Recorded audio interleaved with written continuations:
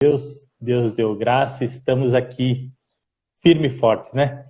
Pastor É Alexander, isso aí. continuando o nosso bate-papo sobre mitos do casamento, lembra onde nós paramos?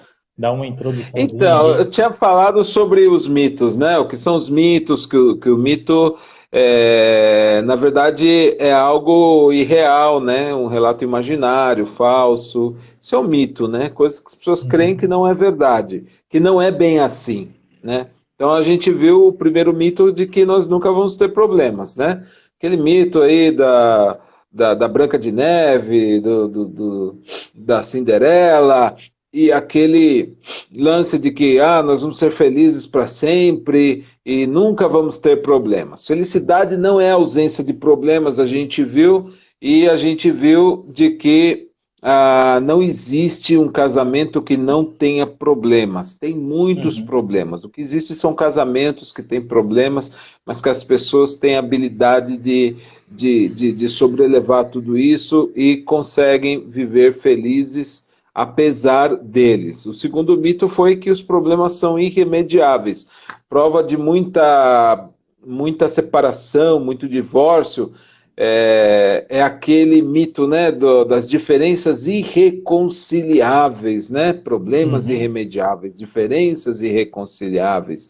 Não existe tal coisa. Existe a pessoa que não quer reconciliar. Existe a pessoa que não quer resolver o problema. Existe a pessoa que até toma o problema como uma muleta e ela quer pegar, sabe aquela vara que dá o salto com vara?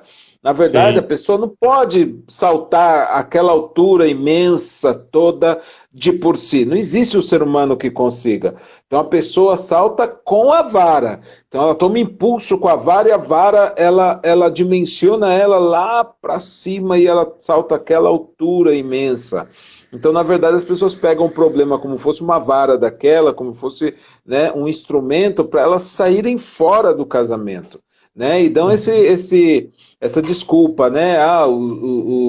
Os problemas, então, eles são irremediáveis, nós temos umas diferenças irreconciliáveis, não se pode reconciliar, tentamos de tudo, não tentou de tudo, não tentou Deus, né? Porque se a pessoa dá oportunidade a Deus, Deus ele vem para transformar a vida da pessoa. Deus ele vem Com para certeza. curar a vida da pessoa. Deus, como ele é o criador de todas as coisas, ele tem também todos os recursos para curar aquilo que esteja mal, que esteja doente, que esteja faltando. Ele cria algo novo. Está lhe faltando um rim? Deus te dá um rim novo. Está lhe faltando um coração? Deus lhe dá um coração novo, um pulmão novo, um fígado novo. Deus, ele cura, na Bíblia ele cura os cegos, paralíticos, etc. Ele cura relacionamentos, ele cura brigas, ele cura desavenças.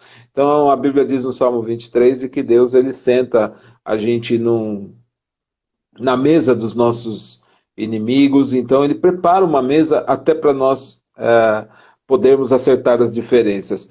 Depois a gente viu o mito do que é melhor juntar do que casar, porque o divórcio dá muito trabalho, né? Então, a mazia, a mancebia, ajuntamento, concubinato, são todos sinônimos do famoso juntar os panos, né? Vamos Sim. juntar, porque é melhor juntar do que casar, porque casar dá muito trabalho, se tiver divórcio é toda uma dor de cabeça. Isso é mentira, né?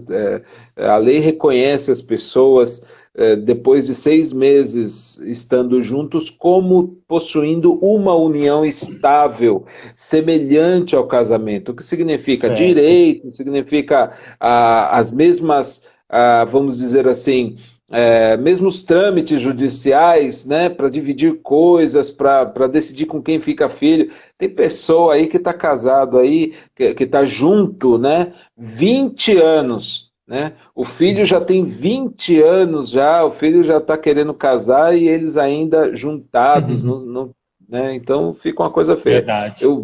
Então, na verdade, isso é um mito. Não é melhor uma coisa com a outra. O que é melhor é obedecer a Deus, que Deus mandou casar-se, né? E Aham. toda separação, ela dá trabalho e é uma dor de cabeça, independente se tem um papel assinado ou não tem um papel assinado. Aliás, Se você não tiver um papel assinado, esse medo já te dá um precedente de que o negócio pode, a vaca pode ir para o brejo, né? Depois, nós vimos que o quarto mito é de que a pessoa vai mudar para melhor depois do casamento, né? As pessoas não podem mudar para melhor depois do casamento? Claro que podem, mas o mito está em a pessoa conhecendo uma má índole de um parceiro, entrar no casamento pensando que ele vai mudar por causa do casamento. Ninguém muda por causa do casamento. O que geralmente acontece são que as pessoas, elas se relaxam depois do casamento, elas confiam, ficam confiadas com o casamento, e aí elas mostram os seus erros, os seus defeitos com muito mais facilidade, como que dizendo, tem que me aceitar, né? Me quis, agora tem que me aceitar. Então, tem que pagar a fatura. Então as pessoas, geralmente elas pioram depois do casamento, elas não melhoram, né? Pioram no sentido de mostrar os defeitos, e aí onde as pessoas aprendem que casamento duradouro são aquelas pessoas que se acostumam, que toleram, são aquelas pessoas que suportam o defeito dos outros, né? E elas veem muito mais defeitos, porque quando você vai se relacionar com uma pessoa, num relacionamento, você é amigo, depois você passa a ser noivo e tal e coisa, as pessoas elas querem mostrar o melhor delas, a melhor versão delas. E essa melhor versão não será durante o casamento. Não, durante o casamento a pessoa vai andar normal, com seus defeitos, desarmado, né? Sem a armadura. E então é onde as pessoas vão realmente mostrar quem são. Vamos começar então. Vamos Número lá. 5? Número 5. Meu quinto mito. Nunca vai mudar. Meu cônjuge nunca vai mudar. Por isso que eu falei, né, que o anterior ponto é uma dicotomia. Dicotomia é como o dia e a noite em um só. Então, duas partes até contraditórias num todo. Isso é uma dicotomia, né? Então, existem pessoas, veja bem, que casam e elas têm uma situação apremiante no casamento. Por exemplo, pessoa casou e o marido bebe. A pessoa casou e o marido tem um problema com ira. A pessoa casou e o marido entrou numa depressão. A mulher entrou numa depressão. A mulher começou a gritar, né? Então, geralmente a pessoa, às vezes ela casa, às vezes os dois não são cristãos. Então os dois têm princípios e valores de vida iguais. Mas de repente, depois do casamento, um dos dois conhece a fé cristã e decide se converter ao evangelho. A melhor coisa do mundo é a pessoa se converter, conhecer Jesus. Jesus é tudo de bom. Mas aí os valores daquele casal vai divergir, são valores praticamente opostos. Então, o cônjuge, às vezes, que é cristão, ele tem uma incredulidade de que o outro possa mudar. Meu marido nunca vai mudar. Se é, no caso, o marido quem se entrega ao Senhor, fala assim, minha mulher nunca vai mudar. E, na verdade, está limitando o poder de Deus em transformar uma vida. Deus, o poder dele é ilimitado para transformar uma pessoa. Eu conheço uma mulher que se casou com um homem e e depois enfim, ela já era da igreja, né? Mas é porque ela amava muito eles e ele não era cristão, ela quis se casar com ele. Aí depois, eles tinham um bom relacionamento, eles se amavam, eles tiveram filhos, mas o camarada seguiu sem dar ouvidos ao evangelho. Ele não era cristão e tinha um estilo de vida diferente que ela tolerava, mas ela orava por ele e orou por 20 anos até que ele se converteu. Hoje ele é pastor, ambos são pastores. Legal. E não é de hoje, já são de outros 20 já são de 30 anos, eles já têm bodas de ouro já são 50 anos casados. Mas 20 anos, os 20 primeiros anos ela passou orando para que Deus pudesse converter o seu esposo. Deus a abençoou, o esposo se converteu e já fazem 30 anos que eles são pastores. Então não existe esse lance, né? Ah, meu cônjuge nunca vai mudar. Depende, se você tiver fé, ele pode mudar, né? Você, Pastor, obviamente, tem que ser prudente, tudo. vou dar uma pergunta para você. Você, casado, pastora Dayan, acho que ela está aí na live? Não, não está. Pastora Dayan, não vi ela aqui. Mas a pastora, sua esposa, quando vocês se conheceram, vocês já eram cristãos? Os dois? Os dois éramos cristãos, né? Então nós, quando nos conhecemos, eu orei a Deus pedindo uma esposa, né? Para começo de conversa, eu me converti com 17 anos, né? E aí com 17 anos, você molecão, você vem do mundo, tal, aí você pensa que as coisas na igreja são iguais. Não são iguais. Eu perguntei para o rapaz que me batizou, escuta, eu vejo umas moças bonitas aqui na igreja, como é que é esse lance aí, né? Fala para mim aí dessas minas e tal. Ah, você quer saber das minas? Ele falou, olha, nós cristãos oramos a Deus e pedimos que Deus nos dê uma companheira para toda a vida, né? Oramos por uma esposa. E eu falei, e daí? Ele falou, não, esse negócio de ficar namorando com um, namorando com outro, isso aí não é de Deus, né? Porque você vai machucar o coração das pessoas, vai ser machucado pelas pessoas, isso vai atrapalhar a fé de vocês, o bom andamento da vida de vocês. Enfim, a gente sabe, né, que as pessoas, por causa de relacionamentos, elas têm problemas na vida, né? Depressão, angústia, alguns se suicidam, outros ficam com decepções tão profundas que mudam o seu caráter, mulheres ficam com ódio de homens e nunca mais quer ver homem na vida, homens ficam com ódio de mulheres e nunca mais quer ver mulher na vida, ou então ficam com ódio um do outro e querem ter relacionamentos superficiais em vingança àquele relacionamento que os machucou. Então tem pessoa que só sabe brincar com os outros. O negócio dele é se envolver com as pessoas, machucar as pessoas, usar as pessoas, se aproveitar das pessoas. Enfim, na Bíblia isso chama prostituição. Na Bíblia, a palavra prostituição não se refere somente à pessoa que vende por dinheiro o seu corpo. Não, toda prática sexual ilícita na Bíblia, ela é prostituição. A fornicação, que é sexo antes do casamento, o adultério, que é o sexo com outra pessoa que não é a pessoa que você está casado, o adultério é uma forma de prostituir-se. Então, a Bíblia chama de prostituição as relações sexuais ilícitas. Então, as pessoas se dão a isso, sabe? E daí existem consequências negativas disso. Por exemplo, eu não tive pai, eu tive um padrasto e conheci meu pai aos 16 anos de idade. Então, eu que não tive um pai, que não fui criado por um pai, um homem que me amasse, que me transferisse valores, que me afirmasse, eu cresci com muito complexo de inferioridade, cresci terrivelmente. Mas por quê? Porque fruto, às vezes, das pessoas que se relacionam não assumem aquilo da forma como Deus desenhou que deve ser assumido. Por exemplo, eu me casei com a minha esposa, tivemos 3 filhos, e meus 3 filhos sempre tiveram pai com eles, dando afirmação, dando educação, dando disciplina, colocando eles no caminho. E hoje eles são uma bênção, eles estão no caminho do Senhor, eles são inteligentes, minha filha já trabalha, tem 19 anos, enfim, né? Então, legal. Eu orei e depois de 5 anos eu conheci minha esposa. Eu tinha 22 anos, a conheci, né? Aí ela foi para a África e me falou, estou indo para a África, você me pede que me relacione com você? Vou demorar 2 anos lá, você vai me esperar? Eu falei, eu te esperaria até 10 anos se preciso fosse, porque eu te amo. Aquilo lá quebrou o coração dela, falou, tá bom, então vamos fazer um compromisso aqui. Fizemos um compromisso e em vez de ficar 2 anos, ela adoeceu e voltou em 1 ano. Então Deus me abençoou. Ela voltou, eu fiquei noivo dela e 1 ano depois a gente se casou. Eu casei, eu tinha 24 anos, uma boa idade para se casar.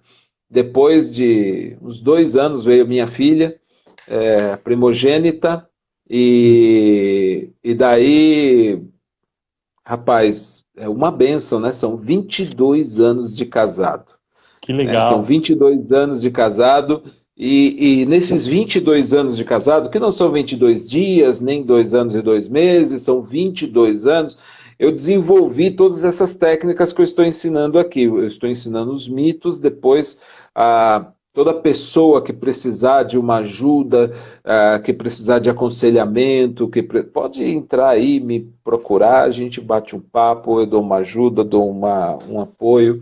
Tenho também desenvolvido aí um curso para casais, que os casais fazem para consertar o seu casamento. Disso aí a gente vai falar depois. Mas todo o conteúdo dessas lives que nós dermos, tudo isso faz parte de um livro que eu estou dando gratuitamente para as pessoas, que elas vão poder baixar no final. A gente vai passar o link e tal para se cadastrar. Legal, e vai ser maravilhoso. A minha intenção é ajudar as pessoas, as vidas, e nós estamos começando essa caminhada aí, né? Legal. E o sétimo mitos, vamos lá, o sétimo agora, né? Sétimo... Sexto mito agora do casamento. Sexto mito. Que é, pastor? O tempo cura tudo. O tempo cura tudo. As pessoas creem que o tempo cura tudo. Rapaz, o tempo não cura nada. Uma das causas de maior infelicidade no casamento, ela é a falta de perdão. Um fere o outro, e daí eles, como não têm um caráter formado com princípios valiosos, um deles, o perdão, a necessidade do perdão, em todo e qualquer momento e lugar e situação, elas ficam guardando aquelas feridas, aquela mágoa, aquele ressentimento dentro do coração. E daí elas creem que o tempo vai curar. E daí, você está magoado com teu cônjuge? Sim, estou.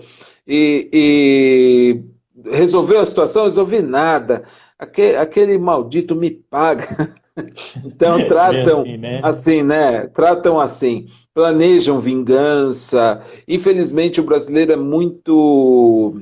A pessoa do modo geral, mas vamos falar da nossa cultura, né? O brasileiro é muito dado à sua cultura, então aquele lance das novelas, né? E acaba educando o povo para ser vingativo, para fazer tramas, para guardar rancor, para um dia eu pego ele, pego ela e tudo isso daí, né?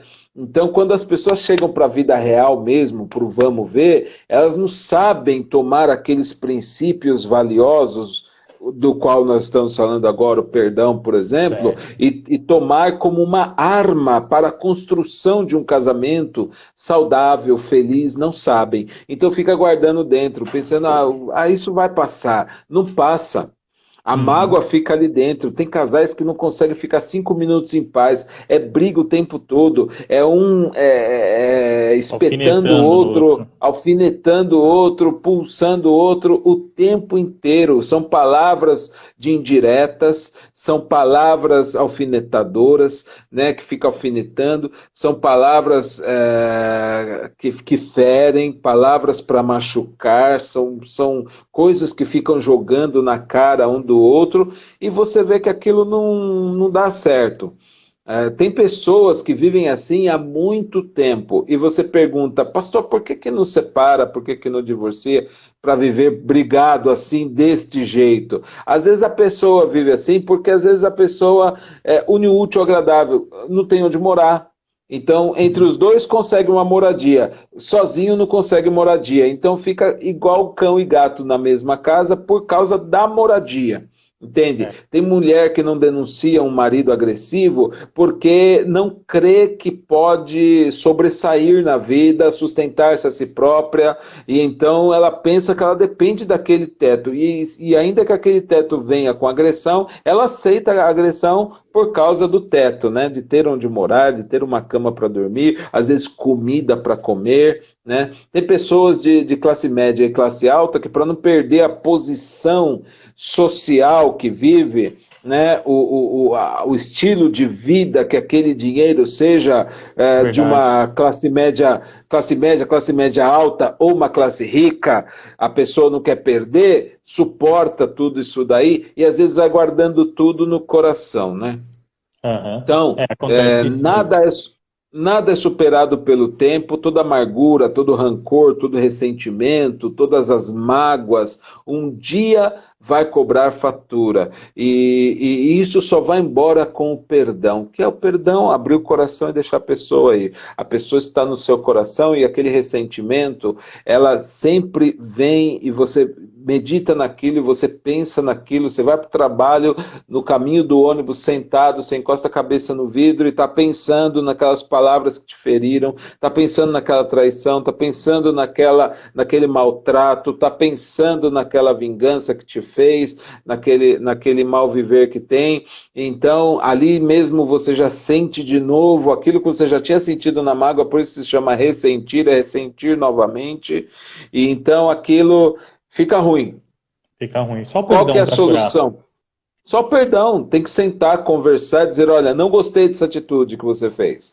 E a pessoa tem que reconhecer que a outra está falando a verdade. Às vezes as pessoas se justificam. Ah, mas eu não quis fazer isso. Ah, eu não fiz, isso é da tua cabeça. Não, melhor é aceitar. Sabe o que? Você me culpa? Tá bom, me perdoe. Não foi minha intenção, ainda que não tenha sido minha intenção, mas porque você se ofendeu, eu peço perdão. Por favor, me perdoe.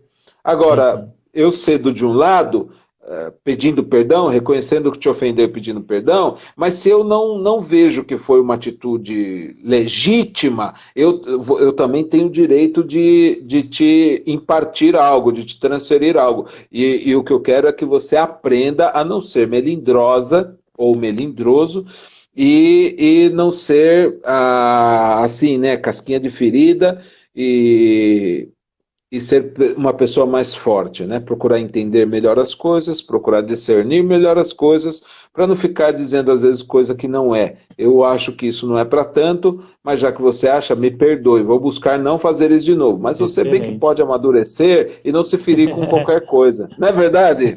Né? Bem verdade mesmo. E o Já sétimo mito, aconteceu com pastor? você? Ah, isso daí, acho que já bastante, já deve ter bastante Eu já vezes eu tive que tive que explicar pedir a minha. perdão e também É, perdoar. eu também. Isso aí é uma coisa que por 22 anos eu tenho feito. O sétimo mito é o mito da mentira que protege. Olha só que interessante, né? Tem casais que têm problemas ao esconder um do outro, coisas que eles pensam que eles podem acabar com o seu casamento. Ah, se ele descobrir que eu comprei um jogo de sofá, ele vai me pedir o divórcio. Se ele descobrir que eu gastei R$ 200, vai me pedir o divórcio. Ele vai brigar comigo se ele souber que eu gastei R$ 1.000 da nossa conta de poupança. E não só em relação a dinheiro, né? Às vezes a pessoa faz uma amizade e esconde do cônjuge a amizade que fez. E diz, Sim, se meu marido souber que eu fiz uma amizade com outro homem, ele vai me matar, vai pensar que eu estou traindo ele, etc. A mesma coisa os homens, mulher. né? Escondem. Se minha esposa souber que eu fiz uma amizade com uma mulher, vai me crucificar e tal, né? Então, Uhum. coisas desse tipo e de qualquer tipo que suscite uma mentira. Não, sempre deve-se dizer a verdade. Passe o que passe, aconteça o que acontecer, não importa, deve-se dizer e falar a verdade. A Bíblia sempre diz que o pecado, ele sempre alcança a pessoa. E a verdade, seja seja qual for, ela vai alcançar a pessoa, ela vai vir à tona. A Verdade. solução é ter um relacionamento franco, é ter um relacionamento sincero, ter um relacionamento verdadeiro. Não precisa mentir. Uma das coisas que eu trato com a minha esposa é em relação a falar a verdade. Te falei que Uhum. ela foi para a África como missionária, né? Como nos Sim. relacionávamos? Por carta, não tinha internet.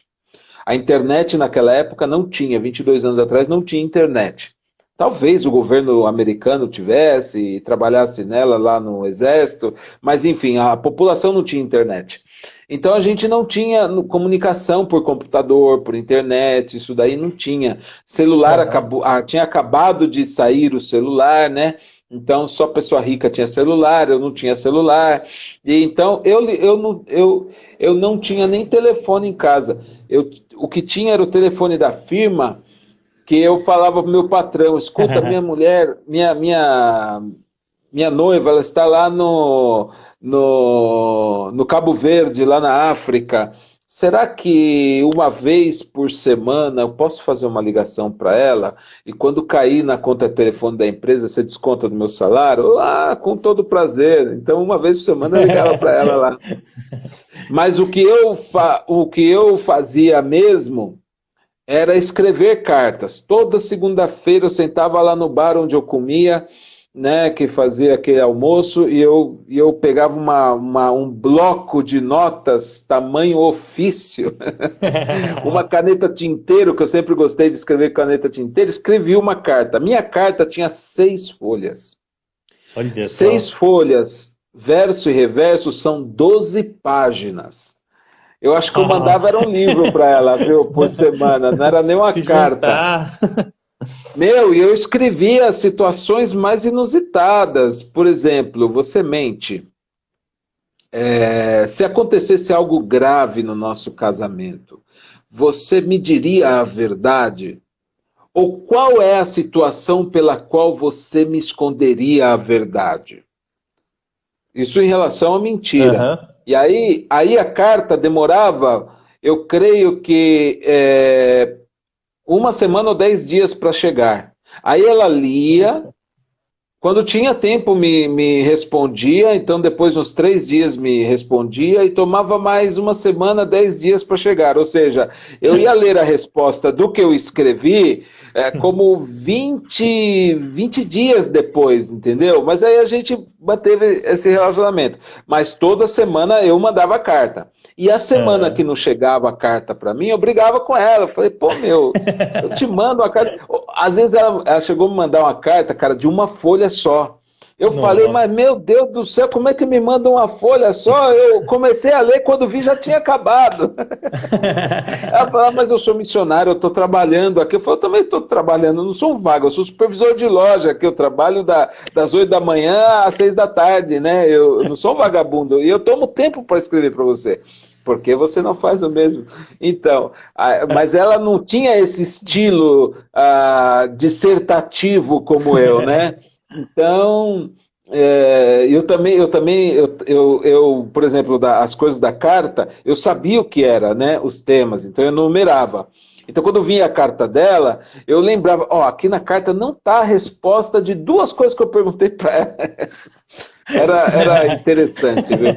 Mas isso nos fez crescer, Thiago, isso nos fez crescer. Legal. Quando eu mencionei, citei exemplos e fiz perguntas, e não foi uma vez não, foi várias vezes, sobre o tema da mentira, ela falou, olha, eu não sou mentirosa, eu não minto e não admito que minta-se para mim. Uhum. Então, Legal. eu tinha uma lista lá com checklist, nesse quesito da mentira, eu tiquei lá, É menos o 1. mais. Ou seja, né? Se tudo estava tiqueado positivo, ela era a mulher da minha vida. Agora, se é só metade, 2/3, aí não servia. Por quê? Porque a gente ia nos chocar em coisas que são inegociáveis. Os princípios para uma pessoa de caráter, de bom caráter, os Uhum. princípios são inegociáveis. Uma coisa que nós precisamos ter é princípios e valores. A Sim. família é a base da sociedade.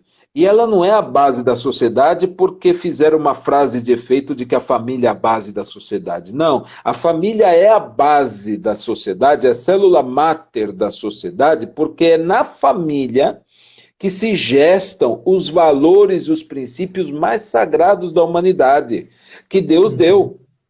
Então é na família que está o marido casado com a mulher, o pai casado com a mãe e formaram os seus filhos, a prole. Então é aí que nasce a primeira instituição sagrada que Deus fez. Então eles, por ser família, já estão obedecendo em um ponto a Deus. Verdade. Entende? Com ser fiéis um ao outro, também é outro rasgo de caráter de Deus, que estão manifestando a fidelidade. Por manter uma hierarquia em que o homem é o cabeça do lar e, portanto, é a autoridade que Deus colocou ali no lar, e a sua esposa, ela está sob a missão deste homem, que é a autoridade, o cabeça, em que ambos são vistos iguais diante de Deus, mas com funções diferentes. Num ônibus, um é o motorista, o outro é o cobrador. Em vários aspectos, um faz uma coisa, outro faz outra, e não é porque sejam menos um que o outro, ou menor um que o outro, eles são iguais. Marido e mulher são iguais, mas têm funções diferentes. O homem é o cabeça, o homem é o líder, e um corpo com duas cabeças é um monstro. Cada corpo só pode ter uma cabeça. E para onde a cabeça determina, o corpo vai. Então, o homem, ele como chefe do seu lar, ele guia, ele dá diretriz, ele dá os parâmetros, dá né, todo ali, os princípios, os valores. Então, tudo nasce da família. Então, não pode... Se a esposa tem o costume de mentir para o seu marido, consequentemente vai mentir para os filhos. O marido mente para a esposa, os filhos também. Então, a mentira, ela é terrivelmente destrutiva. Então, a pessoa não pode pensar de que a mentira vai proteger algo que tenha feito. Não. Qualquer problema que eles tenham, eles têm que resolver. Às vezes, até tem casos fortes em que a gente, num aconselhamento, a gente pede para a pessoa guardar um sigilo até certo momento, porque também a verdade tem a sua hora correta de se pronunciar. Né? Tem mulheres que dizem, olha, cometi um adultério, e se o meu marido descobre, ele vai me matar. Ele tem uma arma, ele vai disparar em mim. Quando a vida da pessoa está em risco, você tem que avaliar isso daí. Você não pode dizer, a verdade acima de tudo, vai lá e conta para ele. Não, e essa verdade, a seu tempo, deverá ser contada, mas a seu tempo. Quando seja um tempo em que a vida dela não esteja correndo risco. Aí você vai me perguntar, se o homem é assim de violento, por que a mulher foi trair ele? Isso aí é outros 500, assim. Né? Mas isso aí é outros 500. Não é verdade? É verdade, mas o pastor está falando de mentira, e isso no relacionamento também é um valor muito grande que tanto eu quanto a Juliana a gente carrega. E a Bíblia, ela se refere à mentira, se refere ao diabo como o pai da mentira, né? E se um relacionamento que tem mentira, aí não vai dar certo. E às vezes uma coisa pequena pode virar uma bola de neve. E isso coisa boba. Isso é muito ruim no relacionamento. Tem pessoa que mente por R$10, imagina. Que ele vai brigar comigo. Ou seja, dá vontade de trucidar, né? Dá vontade de cortar o pescoço. Não sei quem é pior, mas daí, né? Você pergunta para a pessoa, escuta, se a pessoa é assim, por que você se casou com ela? Né? Você não analisou a vida dela antes? Não deu tempo, a gente só se beijava e abraçava. É por isso que eu até sou contra isso, né? Eu acho que o momento de beijar é o momento que o pastor fala, agora pode beijar a sua esposa. Aí sim, porque as pessoas gastam tempo com isso e não com as coisas que são importantes. O caráter é super importante. Olha, eu não sei o que é levantar a mão para minha esposa. Eu nunca bati na minha esposa. Eu nunca nem empurrei a minha esposa. Você entende? Eu nunca agredi a minha esposa. Por conseguinte, a minha esposa, porque também é uma pessoa centrada, nunca me agrediu. Então eu não entendo casais que se agridem. Entende? Eu não entendo. Eu para mim, lembra das cartas que eu te mencionei? Uhum. Pois é, uma delas era a questão da ira e do controle da ira e da violência. Escuta, você é violenta? Você bateria no meu rosto por quais razões e motivos? Alguma vez você chegaria ou se atreveria a me agredir? Eu sendo homem, eu perguntei isso para minha esposa. Porque eu sei, minha mãe me ensinou a tratar uma mulher como um cavalheiro deve tratar uma dama, entende? Uhum. Meu pai me ensinou também. E então eu sei como tratar uma mulher. Eu sei que em uma mulher não se bate nem com uma flor. Só que eu sei que tem muito homem que apanha de mulher. Então eu sei que eu não vou bater. Eu sei que eu não vou bater, mas apanhar eu não quero. Rapaz, eu estava lá em Punata, você me visitou lá em Punata, na Bolívia, né? Aí eu fui Sim, comprar sim. leite numa agência que vende lácteos, e eu estava lá com a minha esposa comprando o leite e tal. Enquanto ela comprava, viu o produto lá, eu olhei para a rua, e quando vi um casal, o camarada de bicicleta, andando, com a bicicleta empurrando, e a mulher. Aí eles pararam justo na frente da agência. Amigo, pensa naquele tapa que faz aquele estralo que se ouve. Do outro lado da rua, eu vi dentro da agência. E quando ela bateu assim, eu vi, cara, a mão dela pá, pegou em cheio, pá, e fez aquele barulhão, aquilo na minha alma doeu. Eu dei um susto assim, eu falei, meu Deus do céu, foi a mesma coisa que ter batido em mim. Eu Ai, falei, não, eu falei, que é isso? E ela começou a insultar ele, tudo, ele tava bêbado, né? Ele tava bêbado. Eu falei, pô, o que essa mulher foi arrumar esse homem bebum pra ela? Primeiro. E segundo, coitado desse homem, pese é o problema do alcoolismo que ele tem, ainda apanha da mulher. Então, ou seja, né? é Agressão é um difícil. negócio difícil, um negócio terrível. Mas eu perguntei para minha esposa, ela falou: olha, eu sou tão da paz que eu não levantaria a mão para você em nenhuma hipótese. Até se você algum dia cometesse um adultério contra mim, nós íamos conversar, ver como é que íamos resolver o assunto, separar, divorciar ou eu te perdoar, não sei. Porque isso aí a gente pode falar na teoria uma coisa, mas chega no vamos ver, você fala, não, me É, traiu, pega as suas coisas, vai embora e nunca mais quer te ver na sua vida. É importante ser sincero, não é verdade? verdade. Mas ela falou, olha, mesmo numa situação extrema dessa, eu não encostaria minha mão em você. E daí eu falei, não, você não acha que te daria nos nervos assim, um neurônio falaria para o outro, você pegaria um machado, pegaria uma faca, um facão e deceparia aquela minha parte? Ela falou, jamais, você está louco, isso é crime, eu não faria isso. Conversaríamos e talvez te tocaria de casa. Então, ou seja, você vai perguntando para saber com quem você está se relacionando, entende? Não Verdade. adianta a pessoa chegar no casamento, depois e falar, ai, pastor, ele me bateu.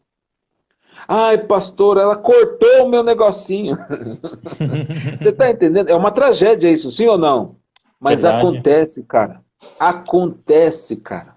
Acontece, e não acontece pouco. Pessoa que mutila o outro, pessoa que corta o outro, pessoa que bate no outro, pessoa que agride o outro. É uma coisa terrível. A gente que é pastor, cada problema e pepino se nos aparece e a gente vai aprendendo com a experiência, né? Então tem Verdade. certas coisas que nós temos que lidar. Mas a mentira, ela é o estopim para tudo isso daí que a gente conversou, né? Então ela é usada para isso, ela é usada para outras coisas, e antes de casar é o momento de se analisar o caráter das pessoas, né?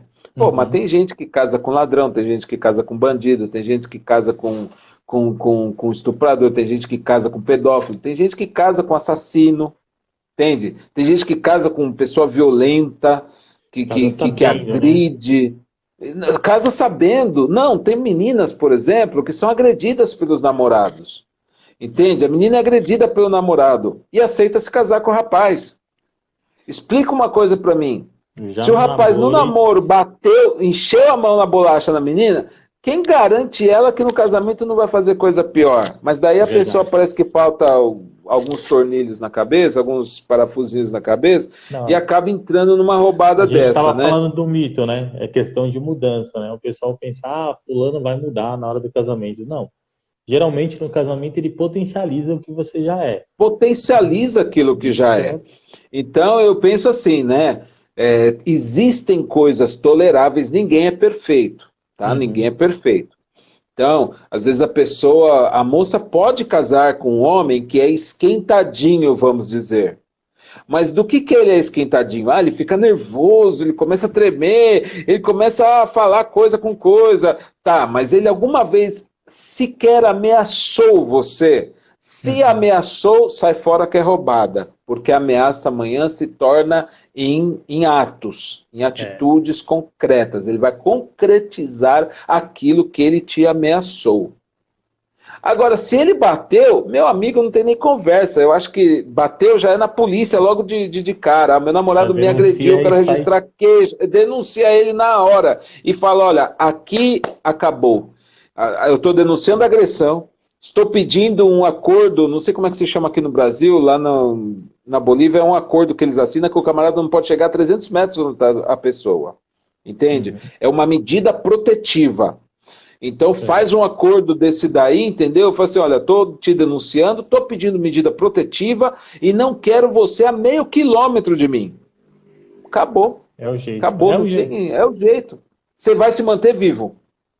Pessoa que morre, pessoa que acontece qualquer coisa, por quê? Porque aconteceu isso. E às vezes a pessoa, ela entra numa roubada dessa e depois fica mentindo. Aí as pessoas acabam sendo agredidas, violentadas, às vezes até mortas, porque o outro descobriu a sua mentira. Entende? Tem pessoas que sofrem de tantas coisas, o estopim foi a mentira. A mentira ela só traz coisa ruim para a vida da pessoa. A pessoa perde o amor, perde perde a confiança. Não podemos perder o amor, não podemos perder a confiança. Por causa de quê? Por causa da mentira. Então a mentira é esse sétimo mito aí que a mentira ela não protege ninguém. Momentaneamente parece que miou ali, mas um dia Jesus disse, não tem coisa oculta que não há de ser revelada. Então isso pode ser revelado e a pessoa pode ter problemas e consequências terríveis por causa disso. É verdade. E o oitavo mito, pastor? O mito do casado que pensa... O mito do casado que pensa que pode seguir levando vida de solteiro. Esse aí, meu amigo... Eita... Além de mito, é piada, né? Cara que pensa que pode seguir levando vida de solteiro sendo casado. Tem cara que diz, né? Pô, mas não é minha dona. Outro já gosta, não, ela é minha dona. Me faz o que quiser, me pisa, me chama de lagartixa. Tem pessoas que têm umas taras meio assim, né? Um negócio meio louco, assim, né? E eu acho que cada um tem o seu jeito de viver. A gente respeita, né? A particularidade de cada um. Mas tem outros não, tem outros que falam, ai, pensa que é meu dono, pensa que é minha dona, ai, eu não posso nem ir numa festa. Mulher casada que vai em festa sozinha. Já viu um negócio desse? Eu acho assim, olha, eu acho não. O casamento que dá resultado é aquele casamento que obedece a Deus no que Deus diz. Deixará o homem seu pai e sua mãe e se unirá à sua mulher e os dois serão uma só carne. Uma só carne. Se é uma só carne, a amizade de um tem que ser a amizade do outro. Sim. Entende? Não tem esse negócio que são as amigas da minha esposa. Qual é o nome delas? Eu não sei. É umas amigas aí que ela tem. Meu amigas, as amigas vão falar qualquer bobagem. Tinha uma parente distante aí que ela trabalhava num lugar. Digamos que seja uma fábrica, digamos que seja uma farmácia, digamos que seja um hospital, digamos que seja o que seja. Tinha as companheiras de trabalho ali. A conversação ali era tão porca que era aquele negócio, não tem coisa mais gostosa do que dormir com homem casado, do que transar com homem casado. Você já dormiu, fulano? Não, eu sou casada. Pois é, mas é mais gostoso ainda quando você é casada. Então, falava isso daí para a pessoa. Aí a pessoa tinha problemas com o marido e ela chegava no trabalho e falava para essas amigas, né, tentando desabafar, tentando buscar algum conforto. Cada um usa aquilo que tem, né? Mas quando o que você tem é estragado, você tem que jogar no lixo, você não pode usar. E ela usava. E acabava levando para aquelas amigas isso daí. Dá um chifre dele. É gostoso, vai com outro... Por fim, ela seguiu, foi e traiu o marido. O marido descobriu, os dois brigaram e se divorciaram. Foi uma tragédia. Tinha 3 filhos, era tudo... Você está entendendo? O homem entrou em depressão, não demorou muito tempo, morreu, entendeu? Então, era um lance assim que a gente vendo, nós tomamos para nós, né? De que eu tenho que saber quem são os amigos da minha esposa. Tem mais. Eles têm que ser meus amigos também, porque nós somos uma só carne. Assim é de uma maneira saudável. Assim é de uma maneira saudável. Tem jovenzinho que se casa e depois fala, eu vou ali. Ali aonde? É os dois.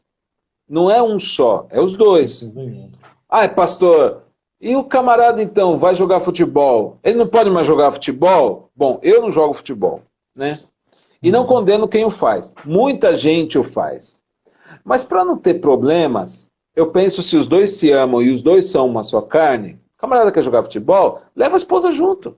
Ela fica sentada lá torcendo por ele. Mas ela morre de tédio, ela detesta, odeia futebol. Por amor, que faça. Mas vai ficar condenada a ficar 2 horas ali naquela tortura. Leva um livro e fica lendo. Verdade. Leia um livro, fica no celular jogando. Né? Fica no celular lendo o e-book do pastor Alexandre, que ele vai dar de presente aí os mitos do casamento. Né? Faz alguma coisa de útil, mas vai com o camarada. Ele vai se sentir amado, valorizado. Não vai deixar de jogar o futebol que ele gosta. E você vai estar junto, não vai ter aquela desconfiança. Será que foi jogar futebol mesmo ou foi na casa da Maria para transar com ela? Não. Né? Então a pessoa, mas esse lance da pessoa que pensa que pode ficar levando vida de solteiro é um mito. Casado é casado e tem vida de casado.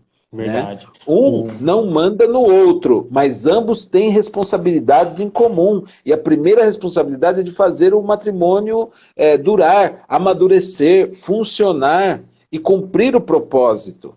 Entende? Não pode questão disso em relacionamento mesmo, está falando?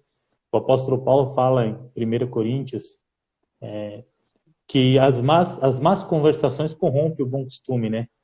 Então, se você está ali na roda, se você está ali conversando com pessoas que não querem ver você bem, né? Imagina. Então, ela vai acabar ali com o seu casamento, vai acabar com o seu relacionamento e precisa ser evitado. Então, principalmente quando você casa.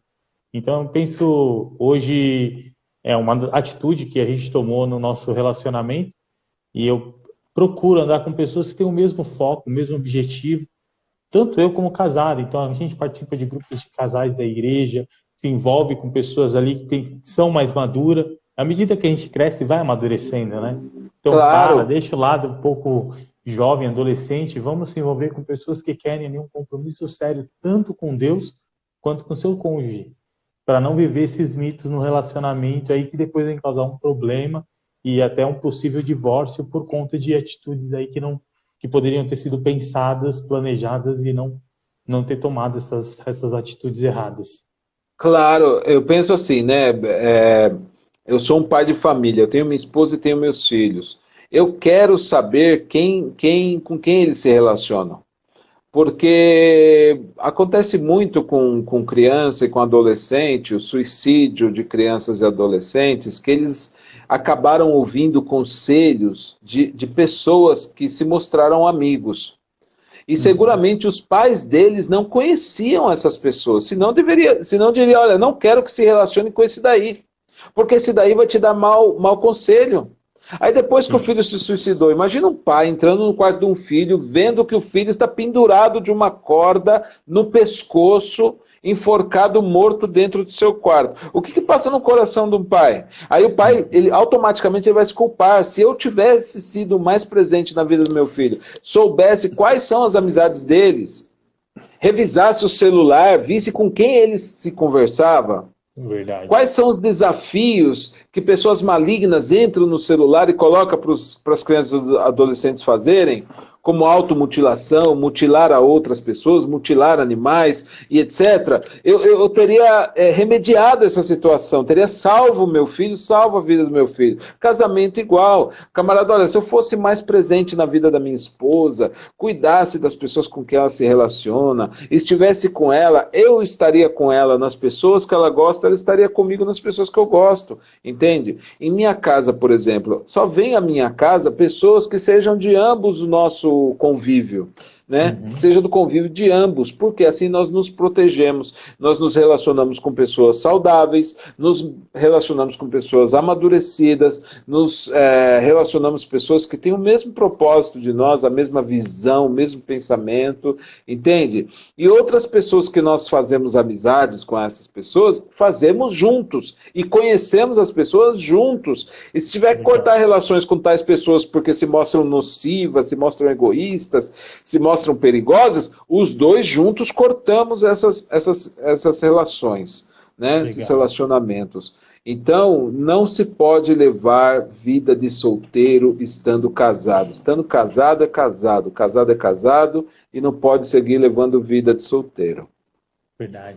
Pastor, estamos já a 56 minutos aqui da nossa live. Vamos dar uma consideração final? A gente fica com 4 pontos como o outro. E a live vai ter mais umas 3, pelo menos, aí, né? Vai. Então, tá gostando de fazer a live? Tô gostando, tô achando bem legal. Tô deixando aí a oportunidade para você falar, para a gente depois pegar todo esse material aqui para divulgação. Vamos entregar esses e-books para as famílias e acredito aí que vai ser de grande ajuda para quem está aí com relacionamento, quem quer entrar no relacionamento, quem está com dificuldade aí no seu relacionamento, se encontrando dentro de algum desses mitos. Então, acredito que vai ser bênção mesmo. Essa semana eu tenho trabalhado bastante, estudei bastante questões de casamento, de relacionamento, até para que na live, nos bate-papos aí a gente conseguisse se entrosar bem. Sou casado, vai fazer 14 anos de casado, e eu comecei a analisar de novo o livro, ver os mitos ali do livro, e comecei a analisar sobre o meu relacionamento. E falei, poxa, tem bastante coisa aqui que é muito importante e cabe para mim, e depois aí numa próxima oportunidade eu vou compartilhar disso e a transformação que isso vem causando. Pode ter certeza que vai ser bênção. Tamo junto aí, né? Nós queremos abençoar a vida dos casais, queremos abençoar, formar famílias fortes e queremos, de verdade, poder ajudar, poder abençoar. Para destruir tem muitos, né? Para construir poucos. Eu sou um dos poucos que quer construir, que quer ajudar, que quer abençoar. Pode contar comigo, tamo junto, vamos correr junto nisso daí. Vamos sim. E pastor, faz uma oração pro pessoal para ficar aí. Vamos orar junto com essa galera. Vamos, Pai, em nome de Jesus, eu oro por todas as pessoas que estão conectadas conosco, aquelas que hão de conectar-se. Eu declaro sobre as suas vidas, sobre o seu casamento, ó Deus, uma mudança para melhor, Senhor, uma transformação, Senhor, de tudo que eles possam estar acompanhando, tudo que eles possam estar absorvendo nestas lives, ó Deus, que seja de proveito, que seja de bênção para eles. Que o Espírito Santo toque cada um para identificar aquilo que precisa mudar, melhorar, e que o seu casamento seja curado, seja sarado, seja recomposto, reconstruído. Eu abençoo as vidas, abençoo os casamentos, abençoo os casais que estejam se conectando, e aqueles que hão de conectar-se, e declaro, Senhor, a restauração, a bênção e a estruturação sobre as suas vidas, para um casamento que tenha um casamento estável. Em nome de Jesus eu os abençoo. Amém. Amém. Falta 20 segundos. Gente, Deus abençoe. Vai cair aqui a nossa live. Deus abençoe, pastor. Vai ficar salvo aqui no meu Instagram e depois lá no Instagram do pastor Alexander. Essa certamente. Live aí. Gente, fica com Deus. Fica com Deus. Um abraço. Um abraço, pastor. Deus abençoe, Thiago.